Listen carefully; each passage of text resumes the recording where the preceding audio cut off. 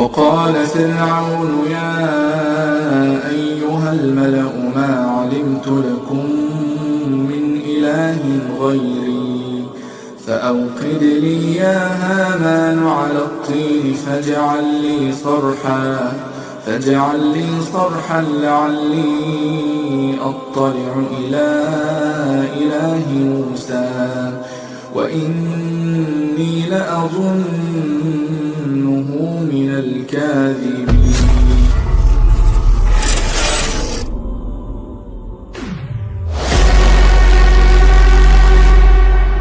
اعوذ باللہ من الشیطان الرجیم. بسم اللہ الرحمن الرحیم. اللہ تبارک و تعالیٰ کے نام سے شروع جو بڑا مہربان اور نہایت رحم کرنے والا ہے. دنیا کی تاریخ کا ایک ایسا بدبخت شخص جو پردے کے پیچھے رہتے ہوئے فرعون کی پوری سلطنت کو کنٹرول کرتا تھا. پیارے دوستو، یہ کوئی عام شخص نہیں تھا، یہ وہی بدبخت شخص تھا جس کی وجہ سے فرعون کی قوم پر طرح طرح کے عذابات نازل ہوئے. کبھی فرعون کی قوم پر خون کا عذاب نازل ہوا، اور کبھی مینڈکوں کا عذاب، اور کبھی ٹڈیوں کا عذاب نازل ہوا. اس طرح طرح طرح کے مختلف عذابات فرعون کی قوم پر نازل کیے گئے. اور یہ وہی مکار اور بدبخت شخص تھا جس کی وجہ سے فرعون اسلام قبول کرتے کرتے رہ گیا. اور یہ وہی بدبخت شخص تھا جس کی وجہ سے فرعون دریائے نیل کے اندر غرق ہوا اور رہتی دنیا کے لیے عبرت کا نشان بنا اور ہمیشہ ہمیشہ کے لیے جہنمی بن گیا. پیار دوستو، آج کی اس ویڈیو میں ہم آپ کو ایک ایسے پراسرار شخص کی کہانی سنائیں گے جو فرعون کے چہرے کے پیچھے چھپا ہوا ایک ایسا پراسرار کردار تھا جس نے فرعون کی پوری زندگی تباہ و برباد کر دی. ویسے تو اس شخص کے بارے میں بہت کم لوگ جانتے ہیں. پیار دوستو، فرعون کی سلطنت کو تباہ و برباد کرنے والا شخص کوئی عام شخص نہیں تھا. اس کی شخصیت کی اہمیت کا اندازہ اس بات سے بخوبی لگایا جا سکتا ہے کہ اس شخص کا ذکر اللہ تبارک و تعالیٰ نے قرآن پاک میں بھی کیا ہے. تو آئیے آج کی اس ویڈیو میں ہم آپ کو ایک ایسے عجیب و غریب اور پراسرار سفر پر لے چلتے ہیں جہاں سے فرعون ایک فقیر سے ایک عالی شان سلطنت کا بادشاہ بنا. فرعون کس طرح ایک غریب شخص سے مصر کی عالی شان سلطنت کا بادشاہ بنا، اور اس عالی شان سلطنت اور بادشاہت کے بعد فرعون کی تباہی اور بربادی کا آغاز کس طرح ہوا، اور کس طرح فرعون کے چہرے کے پیچھے چھپے اس شخص نے فرعون کی زندگی کو تباہ و برباد کر دیا اور ہمیشہ ہمیشہ کے لیے جہنمی بنا دیا.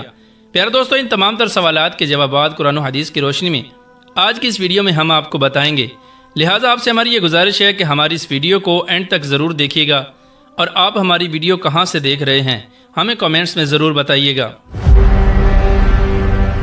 پیارے دوستو، سب سے پہلے بات کرتے ہیں کہ فرعون کو تباہ و برباد کرنے والا یہ پراسرار شخص کون تھا.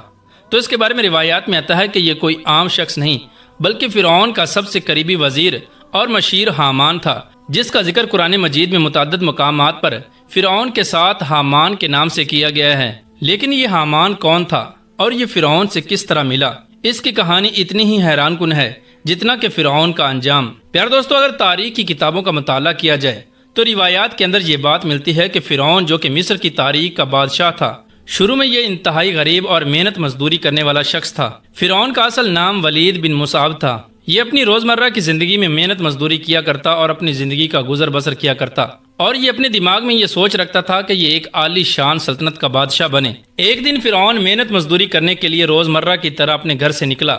اور رستے میں اس کی ملاقات ایک ایسے شخص سے ہوئی جس کا نام حامان تھا، جو کہ فرعون کی طرح ایک غریب اور محنت مزدوری کرنے والا شخص تھا. لیکن یہ شخص دماغی طور پر بہت زیادہ شاطر اور شیطانی سوچ کا مالک تھا. دوستو، روایات میں آتا ہے کہ فرعون اور حامان کی یہ ملاقات کوئی عام ملاقات نہیں تھی بلکہ دنیا کی تاریخ کے دو سب سے خطرناک شیطانی دماغوں کا ملاپ تھا. اس طرح جب فرعون اور حامان کی کچھ دیر بات چیت ہوئی تو ان کو محسوس ہوا کہ ان دونوں کی منزل ایک ہی ہے، پیسہ، دولت اور بادشاہت. چنانچہ اس طرح ان کی ملاقات دیکھتے ہی دیکھتے دوستی میں بدل گئی، اور اس کے بعد ان دونوں نے اپنی زندگی کو بدلنے کے لیے ایک نئے سفر کا آغاز کیا. چنانچہ وہ فرعون جو ایک غریب شخص تھا اور جو ہمیشہ سے اپنی زندگی کو بدلنے کا مائنڈ رکھتا تھا، وہ موجودہ مصر کے بادشاہ کے دربار میں حاضر ہوا اور وہاں جا کر اس کو کام کی درخواست کرنے لگا کہ ان کو اپنی سلطنت کے اندر کسی بھی قسم کا کوئی کام دے دیا جائے جس سے اس کی زندگی کا گزر بسر اچھا ہو سکے. چنانچہ اس طرح جب بادشاہ نے فرعون کی یہ بات سنی تو وہ فرعون سے پوچھنے لگا کہ بتاؤ تمہیں کون سا کام چاہیے. تو فرعون نے موجودہ بادشاہ سے کہا کہ مجھے مصر کے قبرستان کی دروگی دے دی جائے، جس کے بدلے میں آپ کو کچھ رقم ادا کیا کروں گا. چنانچہ موجودہ بادشاہ مصر نے فرعون کی یہ درخواست قبول کر لی اور اس کو مصر کے قبرستان کی دروگی دے دی. فرعون جو کہ بہت زیادہ شاطر تھا، وہ یہ حکم سن کر بہت خوش ہوا اور مصر کے قبرستان کے دروازے پر آ کر بیٹھ گیا۔ اب جو بھی لوگ اس قبرستان کے اندر اپنے مردوں کو دفن کرنے کے لیے آتے تو فرعون ان سے اپنی من مرضی کے پیسے لیتا اور ان پیسوں میں سے چند پیسے وہ بادشاہ مصر کے خزانے میں بھی جمع کروایا کرتا، جس کی وجہ سے بادشاہ مصر بھی بہت خوش ہوتا اور اس کو فرعون سے کوئی اعتراض نہ ہوتا۔ چنانچہ قدرت کا کرنا ایسا ہوا کہ انہی دنوں مصر کے اندر ایک وبا پھیل گئی اور ایک بیماری بہت عام ہو گئی، جس کے اندر مصر کے اندر بہت زیادہ لوگ مرنے لگے۔ یہ منظر دیکھ کر فرعون بہت خوش ہوا اور اسی موقع کا فائدہ اٹھاتے ہوئے فرعون نے بہت زیادہ مال و دولت جمع کر لیا اور اس میں سے کچھ حصہ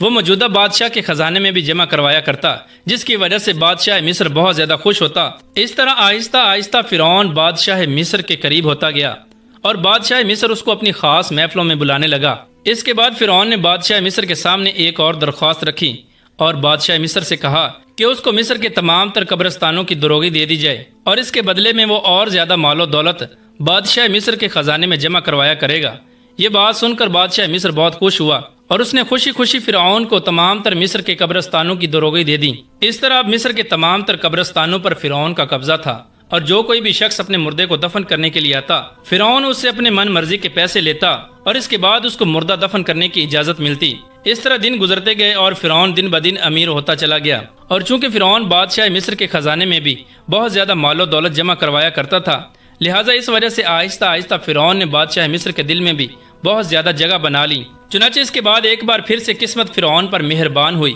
اور اچانک موجودہ بادشاہ مصر کا وزیر مر گیا، اور فرعون چونکہ بادشاہ کا بہت اچھا دوست بن چکا تھا اور بہت زیادہ مال و دولت بھی دیا کرتا تھا، لہٰذا اس وجہ سے موجودہ بادشاہ مصر نے یہ سوچا کہ کیوں نہ فرعون کو اس کی جگہ وزیر بنا دیا جائے۔ چنانچہ اس طرح فرعون کو بادشاہ مصر کے حکم پر وزیر مقرر کر دیا گیا۔ اب فرعون قبرستان کے دروگا سے مصر کا وزیر بن چکا تھا۔ اس طرح فرعون وزیر بنتے ہی مصر کی سلطنت کا بادشاہ بننے کے خواب دیکھنے لگا، اور اس خواب کو پورا کرنے کے لیے اس کو عوام کی سپورٹ کی بہت زیادہ ضرورت تھی۔ چنانچہ اسی خواب کو پورا کرنے کے لیے فرعون مصر کی رعایا پر بہت زیادہ مہربان ہوا اور قبرستان کی دروگے سے اس کے پاس بہت زیادہ مال و دولت بھی جمع ہو چکا تھا۔ چنانچہ فرعون نے مصر کی عوام کو قابو کرنے کے لیے یہ چال چلی کہ کچھ مدت کے لیے مصر کی عوام کے لیے کھانے پینے کی اشیاء کو فری کر دیا اور ان اشیاء کی قیمت کو اپنی جیب سے ادا کرنے لگا۔ اس طرح جب مصر کے لوگوں کو کھانے پینے کی اشیاء کا سامان فری ملنے لگا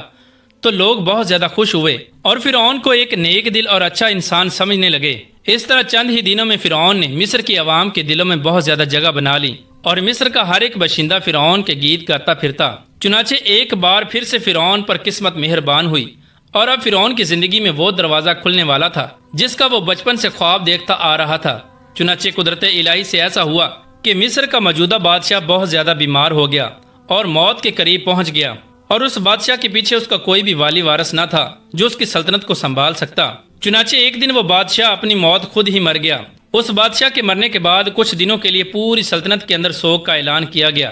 چنانچہ مصر کے تمام تر لوگ دربار میں آتے اور غم کا اظہار کرتے اور چلے جاتے۔ کچھ دنوں کے بعد لوگوں کے اندر یہ سرگوشیاں ہونے لگیں کہ آخر اس سلطنت کا بادشاہ کس کو بنایا جائے۔ بادشاہ کے بغیر یہ سلطنت ادھوری ہے، کہیں ایسا نہ ہو کہ کسی اور ملک کا بادشاہ ہم پر حملہ کر دے اور ہماری سلطنت پر قبضہ کر لے۔ چنانچہ اس سلطنت کے بادشاہ کو مقرر کرنے کے لیے جب عوام سے پوچھا گیا تو تمام تر لوگوں کے ذہنوں میں صرف ایک ہی شخص کا نام تھا، اور وہ نام تھا فرعون کا۔ چونکہ فرعون نے مصر کے لوگوں کے ساتھ بھلائی کی تھی اور تمام تر لوگوں کا راشن فری کیا تھا، لہٰذا اس وجہ سے مصر کے تمام تر لوگ فرعون کو ایک اچھا نیک دل انسان سمجھنے لگے، اور ان کے نزدیک فرعون سے زیادہ کوئی بھی اس بادشاہت کا زیادہ حقدار نہیں تھا، اور ان کے نزدیک فرعون سے زیادہ کوئی بھی اس بادشاہت کا حقدار نہیں تھا۔ چنانچہ اس طرح مصر کے تمام تر لوگوں کے اتحاد کی وجہ سے اور تمام تر لوگوں کے کہنے کی وجہ سے فرعون کو مصر کی سلطنت کا بادشاہ بنا دیا گیا، اور اس طرح فرعون ایک محنت مزدوری کرنے والے شخص سے مصر کی سلطنت کا بے تاج بادشاہ بن گیا۔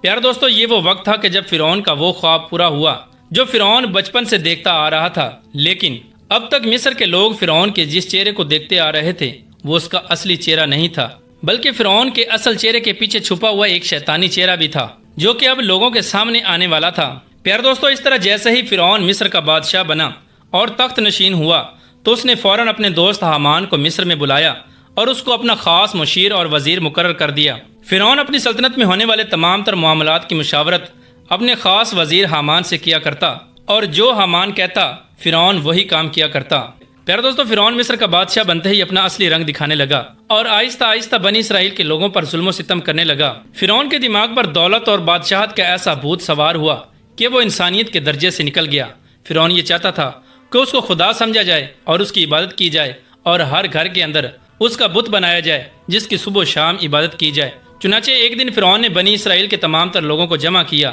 اور ان کے سامنے خدائی کا دعویٰ کر دیا، اور وہ لوگوں سے کہنے لگا کہ جو مجھے اپنا خدا سمجھے گا وہی زندہ رہے گا، اور جو مجھے اپنا خدا ماننے سے انکار کر دے گا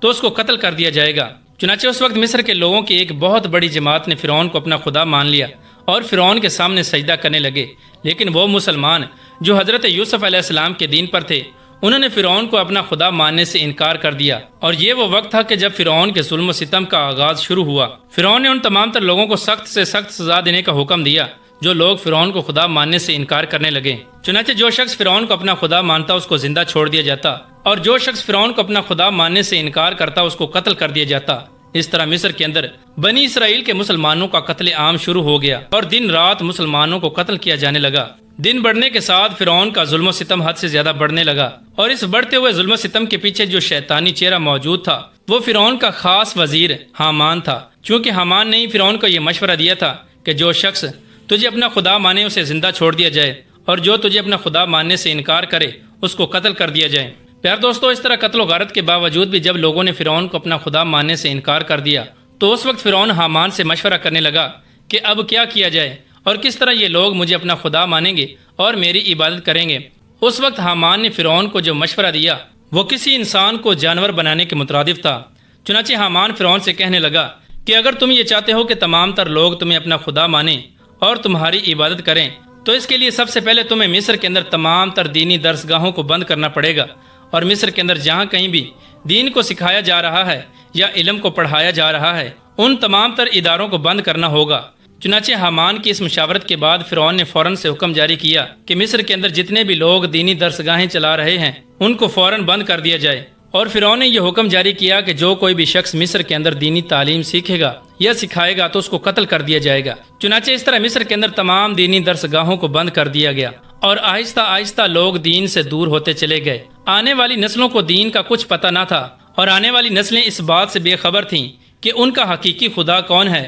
اور ان کو کس کی عبادت کرنی چاہیے۔ اس طرح وقت کے ساتھ ساتھ آنے والی نسلیں دین سے دور اور جاہل پیدا ہونے لگیں جن کو دین کی کسی بات کا علم نہیں تھا، اور اس طرح مصر کے اندر گمراہی پھیلنے لگی، اور مصر کے تمام تر لوگ فرعون کو اپنا خدا سمجھنے لگے اور اس کی عبادت کرنے لگے۔ اس طرح جب مصر کے اندر جہالت، گمراہی اور ظلم و ستم حد سے زیادہ بڑھ گیا تو بنی اسرائیل کی اس قوم کی ہدایت کے لیے اور فرعون کی ہدایت کے لیے اللہ تبارک و تعالی نے اپنے پیارے نبی حضرت موسیٰ علیہ السلام کو مبعوث فرمایا۔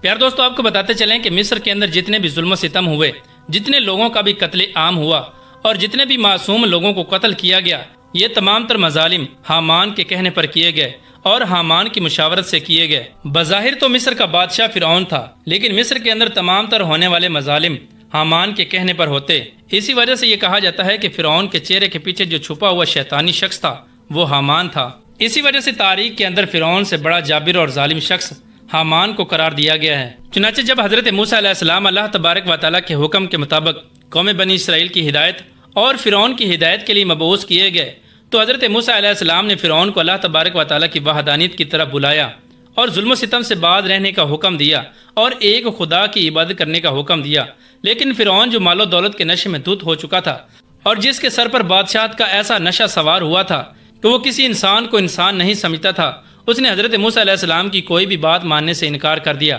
اور حضرت موسیٰ علیہ السلام سے کہنے لگا کہ سب سے بڑا خدا میں ہوں۔ اس طرح فرعون نے حضرت موسیٰ علیہ السلام کی دعوت حق کا انکار کر دیا اور اسی طرح اپنے کفر و شرک پر اڑا رہا۔ پیار دوستو، روایات میں آتا ہے کہ ایک مرتبہ حضرت موسیٰ علیہ السلام نے فرعون کو دعوت حق دی، اور وہ فرعون جو کہ حضرت موسیٰ علیہ السلام کے بار بار دعوت حق دینے سے تنگ آ چکا تھا، وہ تنگ آ کر حضرت موسیٰ علیہ السلام سے پوچھنے لگا کہ اگر میں تیرے خدا پر ایمان لے آتا ہوں تو مجھے کیا ملے گا؟ تو حضرت موسیٰ علیہ السلام فرعون سے فرمانے لگے کہ اگر تو اللہ تبارک و تعالیٰ کی وحدانیت پر ایمان لے آئے اور اپنے کفر و شرک سے باز آ جائے اور قوم بنی اسرائیل کے مسلمانوں پر ظلم و ستم کرنے سے باز آ جائے تو اس کی وجہ سے تیری آخرت برباد ہونے سے بچ جائے گی۔ حضرت موسیٰ علیہ السلام فرعون سے کہنے لگے کہ اگر تو کفر و شرک کو چھوڑ کر اللہ تبارک و تعالیٰ کی وحدانیت پر ایمان لاتا ہے تو آخرت کے ساتھ ساتھ اللہ تبارک و تعالیٰ کی طرف سے تجھے دنیا کے اندر بھی 4 طرح کی نعمتیں عطا کی جائیں گی۔ فرعون حضرت موسیٰ علیہ السلام سے کہنے لگا کہ مجھے ان 4 نعمتوں کے بارے میں بتایا جائے، ہو سکتا ہے کہ میں تیرے رب پر ایمان لے آؤں۔ چنانچہ حضرت موسیٰ علیہ السلام اللہ تبارک و تعالیٰ کے حکم کے مطابق فرعون سے یہ کہنے لگے کہ اگر تو اللہ تبارک و تعالیٰ کی وحدانیت پر ایمان لے آتا ہے تو پہلی نعمت اللہ تبارک و تعالیٰ تجھے یہ عطا فرمائے گا کہ تو ہمیشہ تندرست رہے گا، تجھے کوئی بیماری لاحق نہیں ہوگی، تو کبھی بھی بیمار نہ ہوگا۔ اور حضرت موسیٰ علیہ السلام فرعون سے کہنے لگے کہ اگر تو اللہ تبارک و تعالیٰ کی وحدانیت پر ایمان لے آتا ہے تو اللہ تبارک و تعالیٰ تجھے دوسری نعمت یہ عطا فرمائے گا کہ ابھی تو ایک ملک مصر کا بادشاہ ہے، ایمان لانے کے بعد اللہ تبارک و تعالیٰ تجھے 2 اور ملکوں کی بادشاہت عطا فرمائے گا۔ حضرت موسیٰ علیہ السلام فرعون سے کہنے لگے کہ اس ملک کی بادشاہت یعنی مصر کی بادشاہت تجھے اللہ تبارک و تعالیٰ کی نافرمانی کرنے کے باوجود ملی ہے۔ ذرا تو سوچ، اگر تو اللہ تبارک و تعالیٰ کی فرما برداری کرے گا تو اللہ تبارک و تعالیٰ تجھے کیسی کیسی نعمتوں سے نوازے گا اور کس قدر مہربان ہوگا۔ اور اگر تو اللہ تبارک و تعالیٰ کی وحدانیت پر ایمان لے آئے تو اللہ تبارک و تعالیٰ تجھے دنیاوی نعمتوں کے ساتھ ساتھ جنت کے اندر جگہ عطا فرمائے گا۔ اس طرح حضرت موسیٰ علیہ السلام نے فرعون کو تمام تر نعمتوں کے بارے میں بتایا۔ فرعون نے جب یہ نعمتیں سنی تو دل ہی دل میں خوش ہونے لگا اور دل ہی دل میں اس نے یہ ارادہ کر لیا کہ میں اللہ تبارک و تعالیٰ کی وحدانیت پر ایمان لے آؤں گا۔ لیکن فرعون حضرت موسیٰ علیہ السلام سے کہنے لگا کہ میں ایمان لانے سے پہلے اپنی بیوی سے مشورہ کرنا چاہتا ہوں۔ چنانچہ حضرت موسیٰ علیہ السلام نے اس کو اپنی بیوی سے مشورہ کرنے کی اجازت دے دی۔ چنانچہ اس کے بعد فرعون فوراً اپنی بیوی کے پاس گیا اور اپنی بیوی حضرت آسیہ رضی اللہ تعالی عنہ سے کہنے لگا کہ اس طرح میری حضرت موسیٰ علیہ السلام سے ملاقات ہوئی تو حضرت موسیٰ علیہ السلام فرمانے لگے کہ اگر میں اللہ تبارک و تعالیٰ کی وحدانیت پر ایمان لے آؤں تو اللہ تبارک و تعالیٰ مجھے یہ نعمتیں عطا فرمائے گا۔ یہ بات سنتے ہی حضرت آسیہ رضی اللہ تعالی عنہ جو کہ پہلے ہی اللہ تبارک و تعالیٰ کی وحدانیت پر ایمان لا چکی تھیں، انہوں نے فرعون سے کہا کہ آپ کو ایمان لانے میں دیر نہیں کرنی چاہیے، بلکہ آپ کو کسی سے مشورہ کرنے کی کوئی ضرورت نہیں تھی۔ آپ کو چاہیے تھا کہ آپ حضرت موسیٰ علیہ السلام کی موجودگی میں ہی اللہ تبارک و تعالیٰ کی وحدانیت پر ایمان لے آتے۔ یہ کہنے کے بعد فرعون کی بیوی زاروں کی طرح رونے لگی، جو کہ ایک سچی مومنہ تھی اور اللہ تبارک و تعالیٰ کی وحدانیت پر ایمان لا چکی تھیں اور جن کا دل ایمان کے نور سے پہلے ہی منور ہو چکا تھا اور جو حقیقت کو جان چکی تھیں۔ پیارے دوستو، چونکہ فرعون کوئی بھی کام اپنے دوست اور اپنے وزیر حامان کی مشاورت کے بغیر نہیں کیا کرتا تھا، حضرت آسیہ کی بات سننے کے بعد فرعون حضرت آسیہ سے کہنے لگا کہ میں ایک بار اپنے وزیر حامان سے بھی مشورہ کرنا چاہوں گا، چونکہ حضرت آسیہ حامان کی شیطانیت کو اچھی طرح جانتی تھیں۔ چنانچہ حضرت آسیہ فرعون سے کہنے لگیں کہ آپ کو حامان سے مشورہ کرنے کی کوئی ضرورت نہیں، کیونکہ وہ اس بات کا اہل نہیں ہے۔ آپ کو بغیر کسی کی مشاورت کے اللہ تبارک و تعالیٰ کی وحدانیت پر ایمان لے آنا چاہیے۔ لیکن چونکہ حامان فرعون کا سب سے خاص دوست اور خاص وزیر تھا، لہٰذا اس لیے فرعون حامان کے پاس مشورہ کرنے کے لیے چلا گیا اور فرعون حامان سے جا کر کہنے لگا کہ میری حضرت موسیٰ علیہ السلام سے ملاقات ہوئی ہے اور حضرت موسیٰ علیہ السلام نے مجھے فرمایا ہے کہ میں اگر اللہ تبارک و تعالیٰ کی وحدانیت پر ایمان لے آؤں تو اللہ تبارک و تعالیٰ مجھے بخش دے گا اور مجھے جنت میں جگہ عطا فرمائے گا اور مجھے فلاں فلاں نعمتوں سے نوازے گا اور مجھے مزید بادشاہت عطا فرمائے گا۔ چنانچہ جیسے ہی حامان نے فرعون کی یہ بات سنی تو اس کا چہرہ لال پیلا ہو گیا اور وہ غصے کی آگ میں بھڑکنے لگا اور اس کے اندر کا شیطان جاگ اٹھا۔ فرعون حامان سے پوچھنے لگا کہ بتاؤ اب مجھے کیا کرنا چاہیے، اور چونکہ اس وقت حامان کی شیطانیت جاگ چکی تھی اور یہ ایک ازلی بدبخت شخص تھا، لہٰذا اس وقت حامان نے فرعون کو اپنی شیطانیت والا چہرہ دکھانا شروع کیا۔ اس وقت حامان فرعون کے سامنے زاروں کی طرح رونے لگا اور اس نے اپنے سر سے اپنی دستار کو اتارا اور زمین پر پھینک دیا اور اپنے گریبان کو پھاڑ دیا اور فرعون کے سامنے زاروں کی طرح رونے لگا۔ چنانچہ حامان روتے ہوئے فرعون کے سامنے کہنے لگا کہ حضرت موسیٰ علیہ السلام نے معاذ اللہ آپ کی شان میں یہ گستاخی کیسے کی ہے، جبکہ حقیقت تو یہ ہے کہ آپ اس کل کائنات کے حقیقی خدا ہو اور آپ کے حکم سے یہ کل کائنات چلتی ہے اور مشرق سے لے کر مغرب تک ہر ایک مخلوق آپ کے حکم کی تابع ہے اور دنیا کے بڑے بڑے بادشاہ آپ کے دربار کے سامنے سجدہ ریز ہوتے ہیں۔ اس کے بعد حامان فرعون کو مزید گمراہ کرنے کے لیے کہنے لگا۔ حامان فرعون سے کہنے لگا کہ معاذ اللہ حضرت موسیٰ علیہ السلام نے آپ کی شان میں یہ گستاخی کی ہے کہ آپ ایک خدا ہونے کے باوجود کس طرح کسی خدا پر ایمان لا سکتے ہیں اور کس طرح آپ ایک خدا ہونے کے باوجود ایک ادنا انسان بن سکتے ہیں، جبکہ پوری دنیا و کائنات آپ کو سجدہ کرتی ہے اور آپ کی عبادت کرتی ہے اور آپ کو اپنا خدا مانتی ہے۔ اس طرح حامان فرعون کو بھڑکانے لگا اور اس کو گمراہ کرنے لگا اور حامان فرعون سے کہنے لگا کہ آپ خدا سے بندہ بننا چاہتے ہیں، حقیقت میں یہ آپ کی بہت بڑی توہین ہے۔ اگر آپ نے حضرت موسیٰ علیہ السلام کی بات کو ماننا ہے اور اللہ تبارک و تعالیٰ کی وحدانیت پر ایمان لانا ہے تو اس سے پہلے مجھے اپنی تلوار سے قتل کر دیں تاکہ میں اپنی زندگی میں آپ کی یہ توہین ہوتے ہوئے نہ دیکھ سکوں۔ اس طرح حامان فرعون کے سامنے اپنے مکر و فریب کے جال بچھانے لگا اور اپنی شیطانیت کو ظاہر کرنے لگا اور فرعون کے سامنے زاروں کی طرح رونے لگا۔ چنانچہ فرعون نے جب حامان کی یہ باتیں سنی تو وہ غرور اور تکبر میں آ گیا، اور اس کے اندر کا بھی شیطان جاگ اٹھا اور وہ خود کو خدا سمجھنے لگا، اور اس طرح فرعون نے حضرت موسیٰ علیہ السلام کی دعوت حق کو ٹھکرا دیا اور اللہ تبارک و تعالیٰ کی وحدانیت پر ایمان لانے سے انکار کر دیا۔ پیار دوستو، یہ وہ منظر تھا کہ جب فرعون اللہ تبارک و تعالیٰ کی وحدانیت پر ایمان لانا چاہتا تھا، لیکن حامان کی وجہ سے اس نے حضرت موسیٰ علیہ السلام کی دعوت حق کو ٹھکرا دیا اور اللہ تبارک و تعالیٰ کی وحدانیت پر ایمان نہ لا سکا۔ لیکن حامان کی وجہ سے فرعون نے حضرت موسیٰ علیہ السلام کی دعوت حق کو ٹھکرا دیا اور اللہ تبارک و تعالیٰ کی وحدانیت پر ایمان لانے سے انکار کر دیا اور ہمیشہ ہمیشہ کے لیے جہنمی بن گیا۔ پیار دوستو، اس طرح جب فرعون نے اللہ تبارک و تعالیٰ کی وحدانیت پر ایمان لانے سے انکار کر دیا اور بار بار دعوت حق دینے کے باوجود بھی وہ راہ راست پر نہ آیا، تو اللہ تبارک و تعالیٰ نے فرعون اور اس کی قوم پر طرح طرح کے مختلف عذابات نازل کرنا شروع کر دیے۔ ان عذابات کو دیکھنے کے باوجود بھی جب فرعون اپنے کفر و شرک سے باز نہ آیا اور اسی طرح اپنے خدائی کے دعوے پر قائم رہا، تو اس وقت اللہ تبارک و تعالیٰ نے حضرت موسیٰ علیہ السلام کی طرف وحی نازل فرمائی کہ حضرت موسیٰ علیہ السلام بنی اسرائیل کے تمام تر مسلمانوں کو لے کر یہاں سے روانہ ہو جائیں۔ اللہ تبارک و تعالیٰ فرعون اور اس کی قوم کو ہمیشہ ہمیشہ کے لیے تباہ و برباد کرنے والا ہے۔ چنانچہ حضرت موسیٰ علیہ السلام اللہ تبارک و تعالیٰ کا حکم پاتے ہی بنی اسرائیل کے مسلمانوں کو اپنے ساتھ لے کر مصر سے روانہ ہو گئے۔ ادھر جیسے ہی فرعون کو اس بات کا علم ہوا کہ حضرت موسیٰ علیہ السلام بنی اسرائیل کے مسلمانوں کو ساتھ لے کر مصر چھوڑ کر جا رہے ہیں، تو فرعون غصے سے لال پیلا ہو گیا۔ فرعون نے اپنا لشکر تیار کرنے کا حکم دیا اور ایک بہت بڑی فوج تیار کی اور خود بھی گھوڑے پر سوار ہو کر حضرت موسیٰ علیہ السلام کا تعاقب کرنے لگا۔ اس طرح حضرت موسیٰ علیہ السلام کا لشکر آگے آگے جا رہا ہے اور پیچھے فرعون کا لشکر حضرت موسیٰ علیہ السلام کا تعاقب کر رہا ہے۔ فرعون نے یہ حکم جاری کیا کہ حضرت موسیٰ علیہ السلام اور ان کے ساتھ تمام تر مسلمانوں کو قتل کر دیا جائے اور کوئی بھی زندہ نہ بچے۔ ادھر جیسے ہی حضرت موسیٰ علیہ السلام کا لشکر دریائے نیل کے کنارے پر پہنچا اور حضرت موسیٰ علیہ السلام کی قوم نے جب پیچھے مڑ کر دیکھا تو پیچھے فرعون کا لشکر تھا۔ اس وقت حضرت موسیٰ علیہ السلام کی قوم گھبرا گئی اور حضرت موسیٰ علیہ السلام سے کہنے لگی کہ آج ہمیں فرعون سے کوئی نہیں بچا سکتا۔ اس وقت حضرت موسیٰ علیہ السلام اپنی قوم کو تسلی دیتے ہوئے یہ فرمانے لگے کہ بے شک ہمارا رب سچا ہے، وہ ہماری ضرور مدد فرمائے گا۔ اس وقت اللہ تبارک و تعالیٰ نے حضرت موسیٰ علیہ السلام کی طرف وحی نازل فرمائی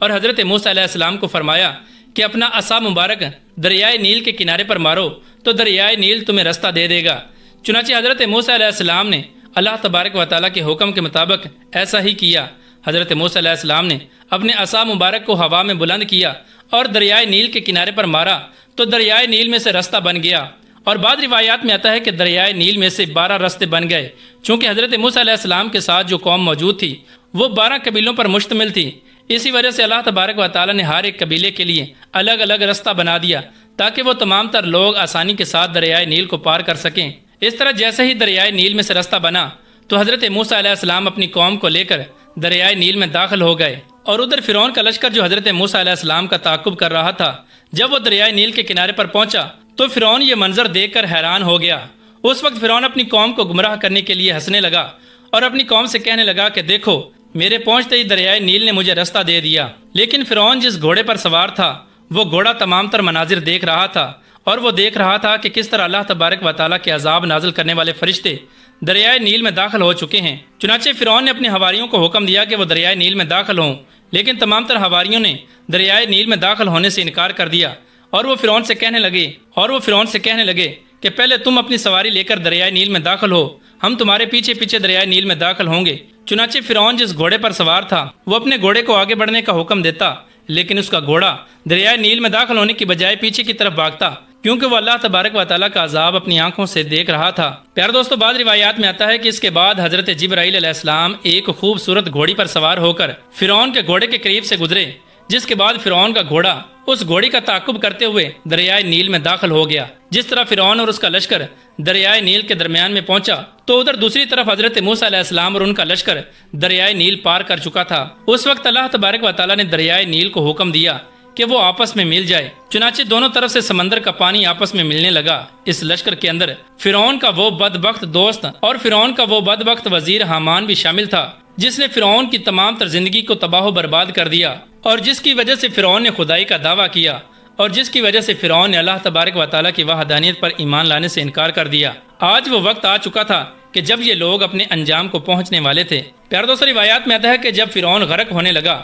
تو فرعون اللہ تبارک و تعالیٰ کی بارگاہ میں یہ دعا کرنے لگا کہ یا رب العالمین میں تیرے پیغمبر حضرت موسیٰ علیہ السلام اور حضرت موسیٰ علیہ السلام کی قوم کے خدا پر ایمان لاتا ہوں۔ جیسے ہی فرعون یہ الفاظ کہنے لگا اور اللہ تبارک و تعالیٰ کی وحدانیت پر ایمان لانے لگا تو اسی وقت حضرت جبرائیل علیہ السلام نے مٹی کو اٹھایا اور فرعون کے منہ میں ڈال دیا تاکہ فرعون دعا نہ مانگ سکے، چونکہ یہ وہ وقت تھا کہ جب اللہ تبارک و تعالیٰ کا عذاب نازل ہو چکا تھا۔ چنانچہ اس کے بعد دریائے نیل کا تمام تر پانی آپس میں مل گیا اور اس طرح فرعون اور اس کا سارا لشکر اور فرعون کا بدبخت دوست حامان دریائے نیل کے اندر غرق ہو کر ہلاک ہو گیا اور ہمیشہ ہمیشہ کے لیے جہنمی بن گیا۔